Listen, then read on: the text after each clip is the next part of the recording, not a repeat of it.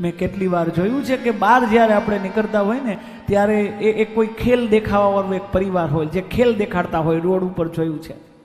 એની અંદર એ કોઈ બેન હોય, એ નાનકડી એવી ઢોલક વગાડતા હોય અને પછી ઓલા બે થાંભલા હોય, આમ બે વાસના એમ ભેગા કરે અને ઓલી બાજુ એક થાંભલો બનાવે, વચ્ચે દોયડું નાખે, એ દોયડું ફીટ કરે. પછી એની નાની દીકરી હોય 7 વર્ષની 10 વર્ષની, એ દીકરીને દોયડા ઉપર હલાવે અને પછી એ એના હાથમાં એક લાકડી આપે. પછી શું કરે, આ બાજુથી આ બાજુ દોયડા ઉપર ચાલવું બિલકુલ અશક્ય છે. આપણે જમીન ઉપર નથી ચાલી શકતા, એમાંય તન વાર પડી છે, પણ દોયડા ઉપર ચાલવું તો બહુ અઘરું છે. આ દોયડા ઉપર ચાલીને ઓલી બાજુ જતી રહીએ. આ શું છે? આ દોયડું કયું છે? આ બાજુથી ઓલી બાજુ જવું શું છે? આ લાકડી શું છે? આ દીકરી કોણ છે?